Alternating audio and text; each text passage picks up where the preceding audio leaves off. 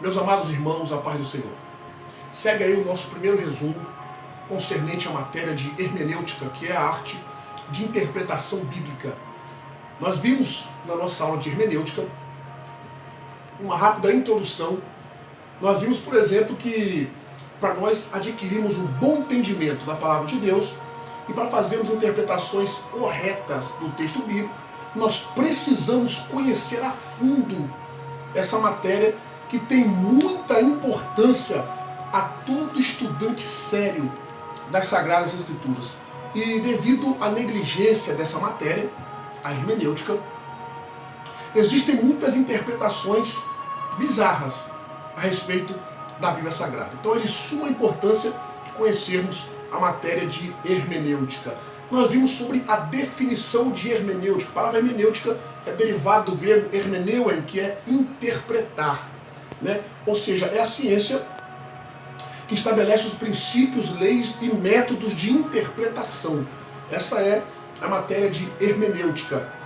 Nós vimos sobre a história da hermenêutica, por exemplo, nós vimos que a palavra hermenêutica é derivada do nome do deus grego Hermes, né, que é o deus da eloquência. No primeiro século a.C., com a invasão de Roma à Grécia, os deuses gregos, os nomes dos deuses gregos foi trocado para os deuses romanos, para nomes romanos. Por exemplo, Hermes passou a se chamar Mercúrio, né? Nós até vimos ali em Atos capítulo 14, versículo 12, quando Paulo e Barnabé foi comparado a dois deuses, e Paulo foi comparado ao deus Mercúrio, porque era o que falava, era o deus da eloquência. Nós vimos também a respeito do método pardês. O método pardês é um acróstico, a palavra pardês é um acróstico, né, hebraico. A palavra pardês significa pomar, mas são os 4 níveis de interpretação dos rabinos judeus. O P de Peshat, que é o método literal ou superficial. Nós vimos o R de Remez, que é o método alegórico ou uma alusão. O Drash, que é a associação. E nós vimos o Sod, que é a revelação, os segredos escondidos no texto. Está aí os 4 níveis de interpretação dos rabinos. Nós vimos cada um especificamente aí nas nossas lições. Nós vimos também as bases da hermenêutica. Nós vimos 3 nomes principais: a noemática, que trabalha com o sentido do texto; a heurística, que tem algo a ver com cavar até encontrar, ou se aprofundar no texto bíblico; e a proforística, que é expor, há um momento de expor o texto bíblico. Nós vimos isso daí também nos seus detalhes, bem minuciosamente, na nossa lição. Vimos também sobre a divisão da hermenêutica. Existe a hermenêutica geral e a hermenêutica específica. E nós estamos estudando a hermenêutica específica, né, da interpretação dos textos sagrados. Nós vimos também sobre as formas usadas na hermenêutica para interpretar o texto.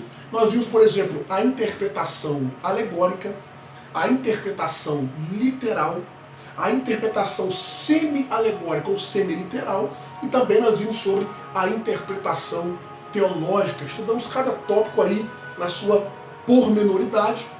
Vimos também sobre as regras para a interpretação. Primeira regra: ser um leitor assíduo da Bíblia. Não podemos ler a Bíblia de vez em quando. A Bíblia tem que ser lida assiduamente, minuciosamente. Tem que ser um estudante sério da Bíblia Sagrada. Segunda regra: ter temor com o texto bíblico. Tem pessoas que não têm temor, brincam, debocham do texto bíblico, né? Segunda regra é ter temor ao texto bíblico. E terceira regra: ser um amante das línguas originais da Bíblia.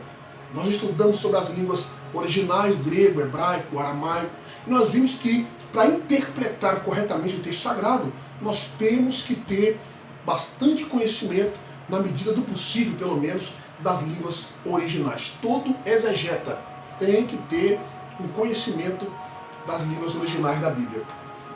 E nós vimos também sobre a necessidade da hermenêutica. Nós vimos que é indiscutível em nosso meio protestante o índice de pessoas que nunca leram a Bíblia de forma sistemática.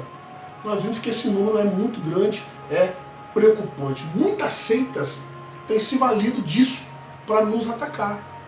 Né? Quantidade de pessoas que não leram a Bíblia toda, e por incrível que pareça, muitos desses são pregadores, são líderes. Né? Então a ignorância, entre aspas, concernente à Bíblia, permeia em nosso meio protestante. Para a glória de Deus, tem mudado ultimamente, mas ainda continua um número muito alto. Nós vimos também sobre os métodos de estudo da hermenêutica. Nós vimos sobre o método analítico, o método sintético, o método temático, o método biográfico e o método de estudo indutivo. Cada um desses métodos aí explicamos pormenorizado o que é, como fazer, e facilitou aí a sua interpretação. Nós vimos também sobre as razões espirituais para se interpretar a Bíblia. Primeira coisa, nós devemos ter em mente não apenas os valores teóricos para a interpretação bíblica, mas ter uma convicção de que a Bíblia não é um livro comum. A Bíblia, ela é inspirada por Deus.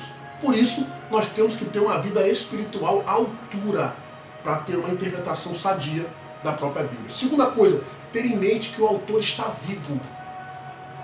E ele pode nos ajudar na interpretação. O Espírito Santo é quem inspirou a Bíblia. Ele está aí para nos auxiliar nas verdades que ele mesmo revelou. Terceira coisa, tratar a Bíblia como algo espiritual. Tem gente que trata a Bíblia como se fosse um livro comum. Não, a Bíblia é algo espiritual, não é algo natural. Segunda coisa, necessita da submissão ao texto bíblico. Nós temos que ser submissos àquilo que o texto bíblico está nos expondo, nos ensinando. Essas aí são as razões para interpretarmos a Bíblia de forma correta. Outro sim, nós vimos sobre as regras fundamentais para a interpretação bíblica. Primeiro, a Bíblia explica a própria Bíblia.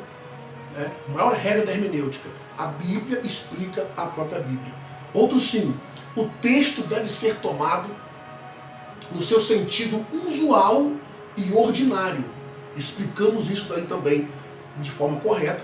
Vimos sobre a importância do contexto para a interpretação bíblica. Nós vimos que todo texto fora de contexto vira pretexto para heresias. Né? E nós vimos também que nós devemos descobrir a verdadeira intenção do autor. Não é a intenção do expositor, a intenção do autor. Né? O que é que o autor quis dizer com o texto sagrado. Isso é de suma importância. E por último, o estilo literário do texto. É parábola? É poesia? É uma prédica? Nós temos que descobrir o estilo literário do texto que está sendo analisado. Então, esses aí foram os temas da nossa primeira lição, viu? Que sirva aí para edificar a tua fé e que o nome do Senhor seja glorificado na sua vida. Amém, queridos? Deus lhes abençoe. Baruch Hashem.